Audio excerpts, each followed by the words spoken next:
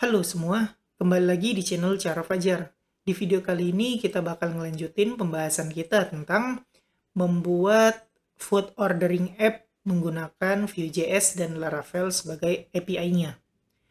For your information, video ini merupakan video yang keempat, jadi kalau kalian belum nonton yang pertama, kalian bisa nonton di playlist ini. Jadi aku harap kalian nonton dari video pertama dulu biar nyambung apa yang aku sampaikan, oke? Nah, jadi di video sebelumnya kita udah bikin fitur auth login ya, dan udah berhasil kalau berhasil mereturn tokennya. Nah, di sini kita bakal ngelanjutin lagi, yaitu kita bakal mencoba membuat method atau function untuk membuat user. Jadi ini nanti manajer punya hak untuk menambah user, nambahin user kasir ke, nambahin user waiters ke, save ke. Jadi kita bikin hanya manajer yang bisa menambah user. Nah, jadi kalau dilihat di sini kita bakal tambahin ya. Ini yang udah kita analisa kemarin, hak-hak manajer itu kita bakal tambah, yaitu menambah user. Nah, kira-kira kayak begitu hak manajer. Oke, jadi itu yang bakal kita lakukan di video ini. Oke lah, jadi nggak usah berlama-lama, kita mulai tutorialnya sekarang. Sebelum kita bikin fitur untuk menambah user, kita tambah beberapa hal dulu ya untuk menyempurnakan pembahasan video sebelumnya. Kalau kalian ingat, kalau kita berhasil login, yang di-return cuman token ini aja. Tuh. Aku pengen yang di-return bukan cuma token doang, tapi data user yang lagi login juga. Barangkali di front end kita bakal butuh. Misalnya, selain token kita butuh name, butuh email atau role dia. Kan bisa tuh di front end kita cek jika role-nya adalah manager dan dia ngakses halaman save, bisa ditendang. Nah, di front end kan butuh info siapa yang lagi login dan apa role-nya. Nah, kita bisa bikin return datanya kayak begitu. Kita return juga apa yang dibutuhkan di front end. Nah, kita bakal ngubah apa yang di return di sini dulu ya, di function login yang udah kita buat. Kalau kalian lihat, ini dia function login-nya. Kita cuman return tokennya doang. Nah, di sini aku bakal nambah data user yang lagi login. Oke, jadi kita coba dulu. Kalau aku tambah return $user, save, dan aku coba login, yang di return adalah semua yang ada di table user. Kita lihat table user adalah ini, mana dia? Nah, jadi name, email verified, role ID, dan lain-lain yang nggak di guard ya, muncul di sini yang di return. Sekarang kita ganti dulu. Aku nggak mau muncul ini semua. Aku pengen yang muncul cuma name, email, dan role ID aja. Nah, dengan begitu kita bisa unset. Caranya kayak begini. Unset, kita mau ngapus $user apa? Yang pertama adalah email verified add. Kayak begini. Terus aku duplicate aja. Terus aku mau hapus created add. Duplicate lagi. Copy updated add. Duplicate lagi, copy deleted add. Nah, sekarang oh iya, aku juga mau ngapus ID ya. Nah, kalau kita mau ngapus ID ya udah hapus aja. Nah, sekarang send.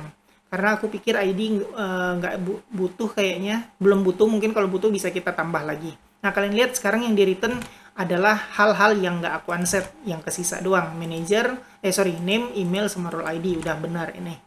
Oke, nice. Untuk data user yang di return udah cukup kayak gini. Sekarang kita mau gabungin nih. Selain ini semua yang di return, kita juga mau return tokennya ini. Dengan begitu, kita perlu nambahin returnnya. Ayo kita tampung dulu ke dalam sebuah variabel. $token sama dengan kita copy ini ke dalam $token ini. Selanjutnya, kita tinggal ini aja. $user, kita tambahin token sama dengan $token. Nah, dengan begini, kalau kita coba return user, ini udah nggak perlu ya.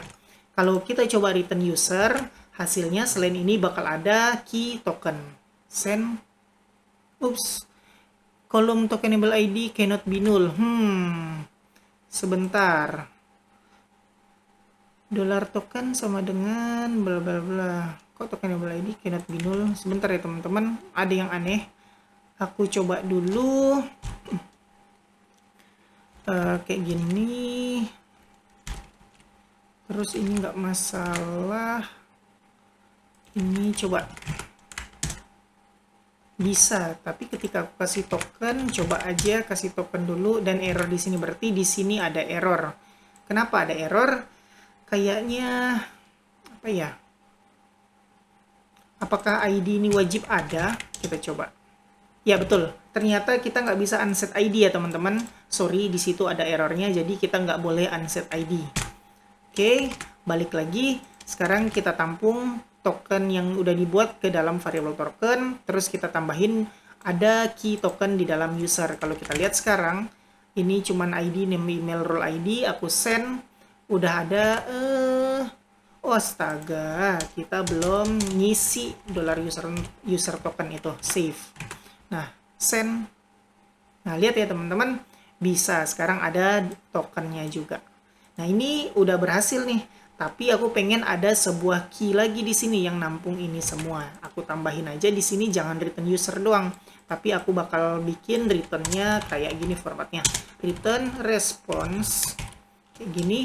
Terus di dalam array isinya data dan isinya adalah $user kayak begini aja. Sekarang save, formatnya bakal berubah, ada key data di sini. Properti apa key sih namanya, aku lupa. Soal nama-namaan gitu. Jadi intinya kayak begitu aja. Nah, udah ada $data. Jadi semua ditampung ya. Ini yang di return ketika login. Jadi di front end bakal bisa menggunakan value ini. Kayak yang aku bilang tadi, mungkin ada pengecekan role ID di suatu page. Kalian bisa menggunakan apa yang di return di sini. Kalau kalian sadar, tadi kita login berkali-kali ya. Nah, kalau kalian lihat di database, table personal access token, ada banyak banget personal access token yang dibuat karena kita login berkali-kali. Ini efek sampingnya apa? Efek sampingnya bisa multiple login. Contohnya, di sini aku send, lihat, you cannot access this function. Aku menggunakan token yang lain, yang ini 10. Sekarang aku coba login, aku coba tokennya menggunakan token yang aku buat tadi. Di sini, aku paste aja. Hasilnya kayak begini. Tetap you cannot access this function. Kenapa? Ini secara authorization muncul tuh. Lihat di sini aku nggak send authorization, hasilnya unauthenticated. Kalau aku munculin hasilnya bisa, tapi nyangkut di middleware. Ini artinya aku bisa melakukan atau merequest ke endpoint ini menggunakan token lebih dari satu. Nah, bayangin kalau kalian ada orang yang tahu tokennya terus ngakses ini. Nah, berkali-kali bisa. Jadi intinya kalau kayak begini, dengan user yang sama, ada banyak di personal access token, jadi bakal bisa dual login gitu, dual request. Jadi nggak cuma satu orang, tapi lebih dari satu orang bisa merequest hal yang sama dengan token yang berbeda. Nah, gimana cara ngatasin ini? Nah, cara ngatasin ini adalah kita harus hapus token-token yang lain ketika kita berhasil login. Caranya gimana? Caranya kita nyontek di Google. Tulis aja Laravel delete personal access token. Nah, di sini kalian copy aja $user tokens delete. Copy di sini, terus jalanin. Sebelum kalian buat token, kita hapus dulu token yang ada sebelumnya. Save. Nah, dengan begini, lihat. Ketika aku lakukan login lagi, send, tuh. Token yang aku punya sekarang 16. Kita lihat di database, masih ada nggak token yang lain ini selain 16? Yang kesisa adalah token 16. Nah, kalian lihat sendiri. Sekarang ketika aku coba request dengan token yang tadi, yang sebelumnya aku hapus, udah nggak bisa lagi. Tuh, unauthenticated. Kalau aku pakai token yang baru login tadi, bisa. Send. Nah, lihat ya bedanya. Jadi dengan begini kita bisa mencegah orang melakukan dual request dengan token yang berbeda. Jadi satu user cuma boleh punya satu token ketika login. Kalau orang lain, ngakses dengan token yang berbeda, nggak boleh. Nah gitu ya. Jadi kalian bisa coba sendiri, ini aku hapus saja. Nah, kalian bisa coba sendiri hapus token-token yang sebelumnya ketika membuat token baru. Selanjutnya masih di bagian Authentication Authorization ya. Kita mau bikin function yang namanya me, tulisannya ME, kalau diartiin ke bahasa Indonesia itu aku. Nah, function ini biasa dipakai untuk ngakses data siapa sih yang lagi login, atau siapa sih data yang lagi kita gunakan sekarang, yang lagi kita login ini. Nah, itu yang fungsinya. Biasanya sih dipakai buat yang aku bilang tadi, yang gunanya untuk mengecek lagi role ID-nya apa, username-nya apa, atau usernya apa, emailnya apa. Intinya sih buat ngakses aku ini siapa sih, yang lagi login ini siapa sih, gitu intinya. Oke, ini biasa, udah biasa banget dibuat sama orang ya. Jadi kita kayak, yaudahlah bikin aja lah gitu. Oke, langsung aja kita ke API token, ke Roots API, kita tambah dulu. Aku duplicate aja. Di sini aku ganti auth me.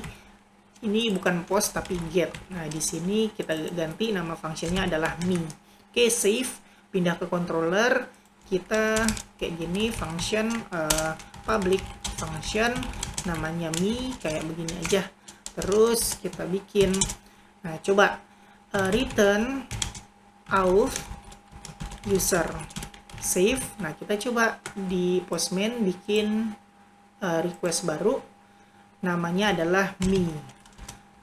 Kayak biasa, URL auth login ganti jadi me. Terus headernya adalah accept JSON.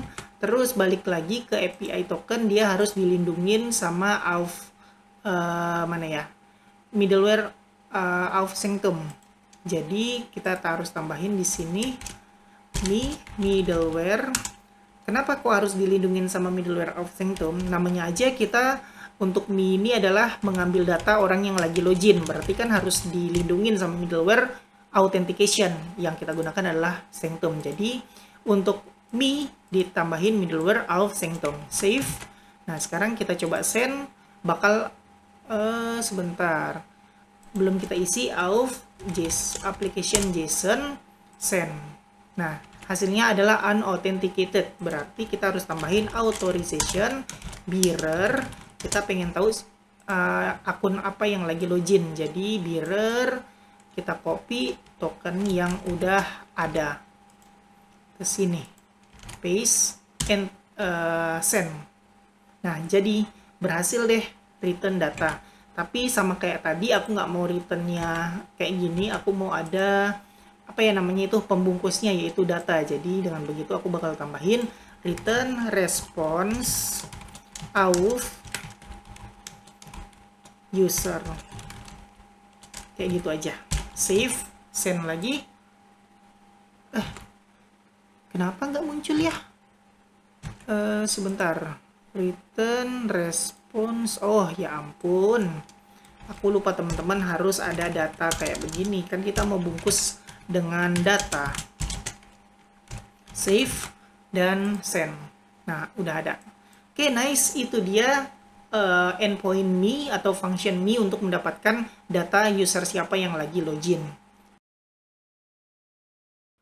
Kita rapiin dulu ya. Di video sebelumnya aku bilang kita bakal ngerapiin ini endpoint kita ke dalam root group. Nah, ini kan masih berantakan nih, padahal ada yang bisa di grouping. Contohnya prefix auth ini. Jadi daripada ngetik berkali-kali, mending dipakai apa namanya, API groups, root groups, sorry. Nah, ini juga middleware juga bisa kita menggunakan root groups. Oke, gimana caranya? Gampang aja. Bikin root, ketik root, terus group. Kalau kalian udah install ini ya, install Laravel snippet, kalian bisa milih root.2.2 group ini. Klik aja. Nah, di sini kalian tinggal ubah prefixnya ini sesuai apa. Kan kita kan auth, ya udah ganti aja auth. Nah, sekarang kita bisa copy paste ini semua ke dalam sini. Nah, tinggal kita hapus aja auth ini, udah nggak perlu lagi. Jadi tinggal login atau me aja. Nggak perlu lagi ada auth di sini. Jadi cukup ketik sekali aja. Kalau misalnya ada lagi logout dan lain-lain bisa. Nggak usah bikin. Nah, save. Kita BTW belum bikin function logout ya, nanti aja, kapan-kapan aja kalau ingat. Oke, nah sekarang sekali lagi kalau aku me, lihat masih bisa return. Kita coba asal-asalan prefixnya, lihat yang terjadi adalah, sebentar. Ya ampun, ini dia, ini harus kita hapus dulu. Nah, kayak gitu. Sekarang aku coba me, error. Kenapa? Karena prefixnya auf bla bla bla bla bla bla. Seharusnya auf doang. Jadi aku coba ini auf doang, save, send.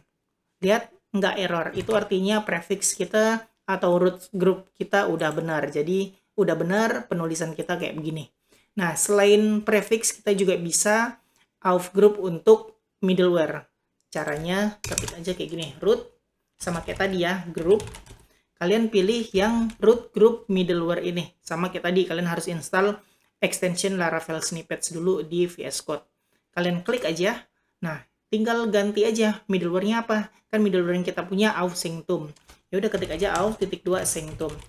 Untuk selanjutnya apa? Karena ini ada able create order, able finish order merupakan middleware yang berbeda, jadi kita nggak bisa taruh di middleware group ini. Ya udah cukup satu aja. Auf sanctum ini doang.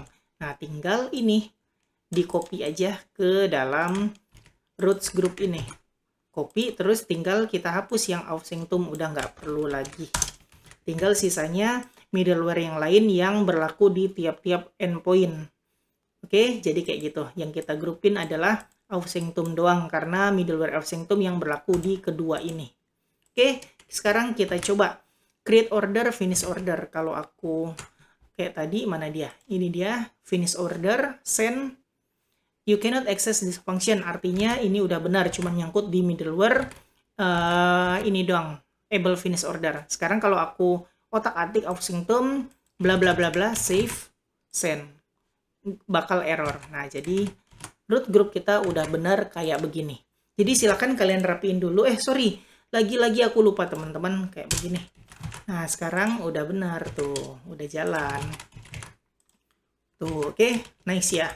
Jadi silakan kalian ubah kalau pengen ya, kalau mau ngerapiin menggunakan root group ini.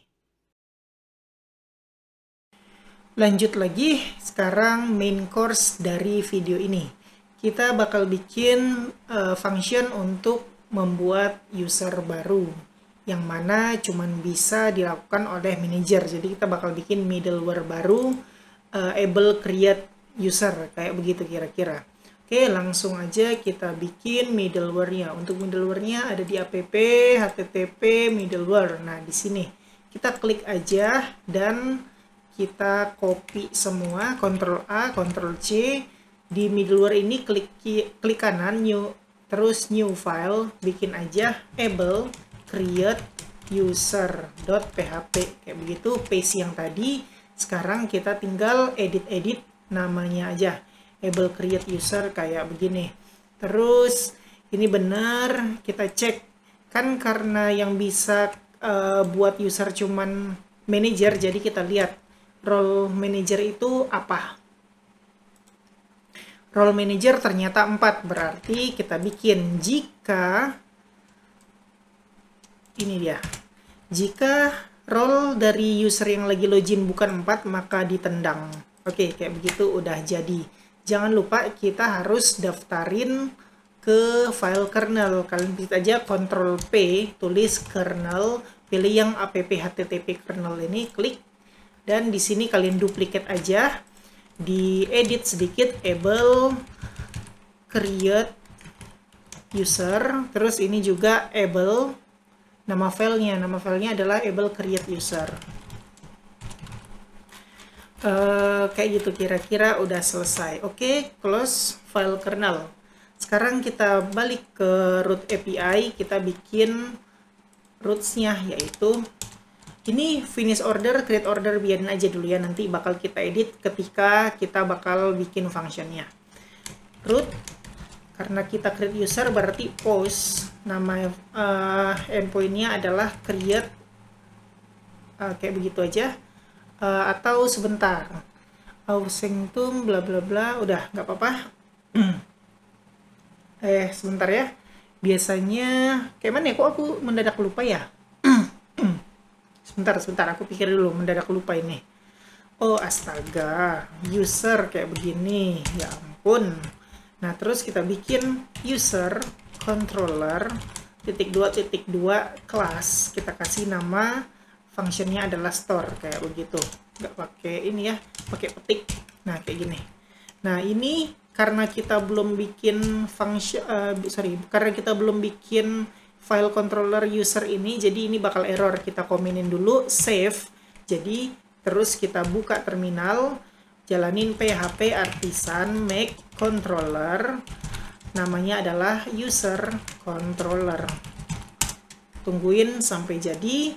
Udah jadi, kita lihat ada nggak filenya di app http controllers, terus nama filenya adalah user controller. Nah ini udah jadi. Sekarang kita kasih public function store kayak begini.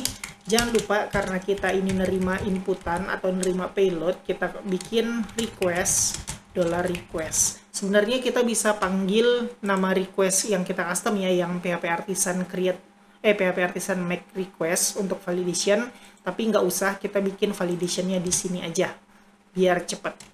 Oke, nice, udah kayak begini. Kita coba dulu return. Oke, save, balik ke Roots API, ini di uncomment, dan ini klik kanan import class. Ini kalau kalian udah install namespace resolver kalau nggak salah, extensionnya udah aku bahas di video-video sebelumnya. Nah udah selesai, save. Terus kita coba akses, bikin folder baru di food ordering app ini, jangan di authentication karena udah beda lagi. Add folder, namanya adalah user, kayak begini kira-kira. Terus di dalam folder user kita bikin add request, kita bikin aja create user. Ingat, karena create user ini adalah post dan di dalam auth sanctum, kita harus kasih authorization di sini, dan juga di sini kita harus tambah middleware. Aku lupa. Tadi kita udah bikin middleware-nya, namanya adalah sebentar. Create able ya, able. Sebentar, kita lihat dulu di file kernel.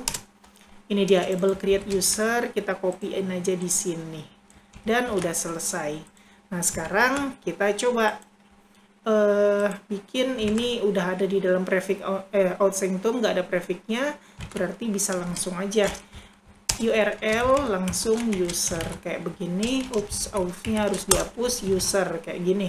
Headersnya jangan lupa, asset-nya application JSON, terus biarin aja, coba send. Method get, oke, kita lupa ganti post, send. Nah, unauthenticated itulah kita harus kasih authorization bearer. Nah, kita harus copy nih. Nah, ini ribet banget sebenarnya, ada cara supaya nggak perlu copy paste ini. Mungkin nanti aku bahas di satu video tersendiri. Nah, send. Oke, berarti udah berjalan dengan baik dan benar. Kalau aku coba otak-atik middleware-nya, seharusnya ini unauthorization tuh. Ini nggak not exist ya, seharusnya kalau aku ganti sih, sebentar ya. Able create user aku ganti, jangan 4 tapi 1. Send, tuh, cannot access, berarti middleware kita pun udah berjalan sebagaimana mestinya, udah benar.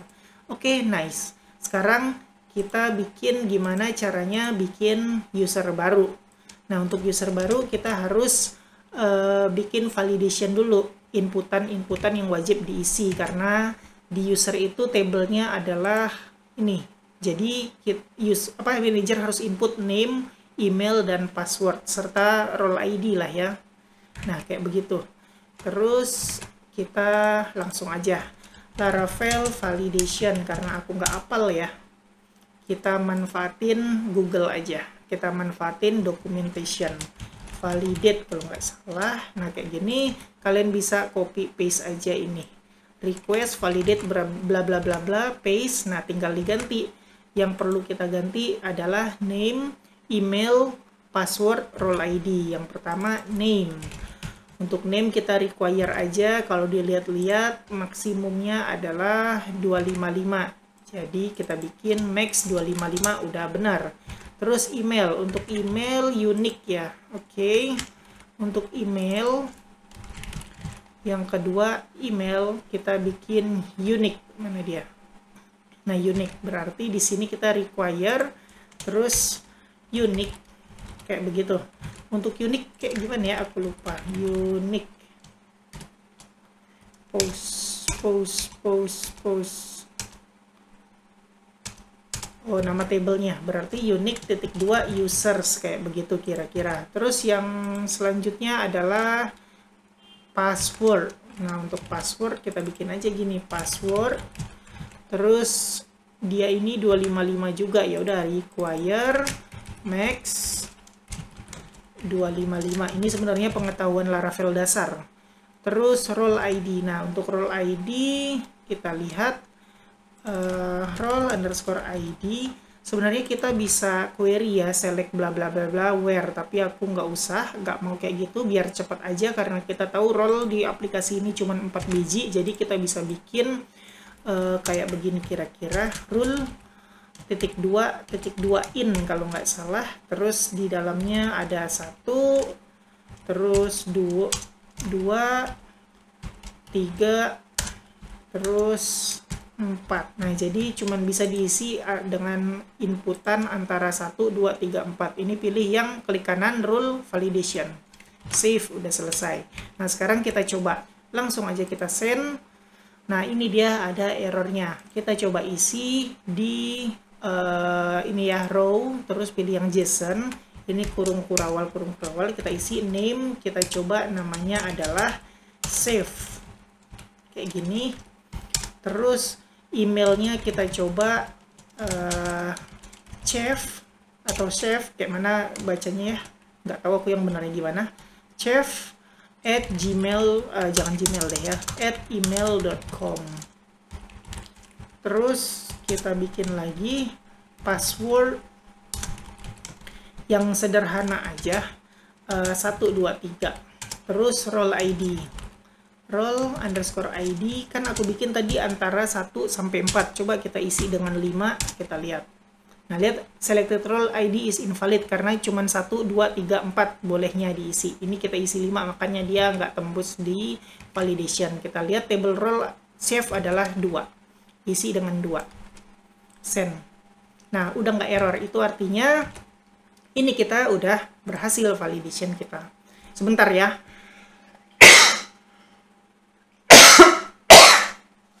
Oke, sorry. Oke, validation udah selesai, berarti tinggal kita bikin query untuk input data baru ke table user kita. Nih, let's go, langsung aja kita bikin. Karena validation udah selesai, kita bikin $user sama dengan, kita panggil modelnya user, klik kanan, import class, pilih yang models user. Ini juga sama kayak tadi, kalian harus install extension namespace resolver atau apa, aku lupa. Cari aja. Terus user titik 2 kita bikin create. Nah, di dalam create ini kita bikin aja $request all. Nah, kita bakal kita bakal inputin ini semua di sini. Tapi sayangnya kita harus hash password. Kalau kita nggak hash password, maka yang disimpan di database adalah 1, 2, 3 juga. Nah, gimana caranya? Caranya kayak begini. Bisa nggak ya kita override kayak gini? Password sama dengan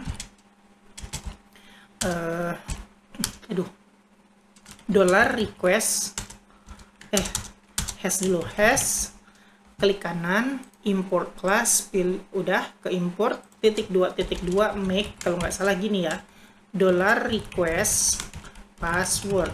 Nah, kayak gini kalau nggak salah. Udah selesai. Sekarang request password udah di override sama yang ini, yang udah di hash. Kita coba ya, benar nggak? Kalau salah kita pikir lagi gimana caranya. Nah, selanjutnya kita return kayak tadi, response, terus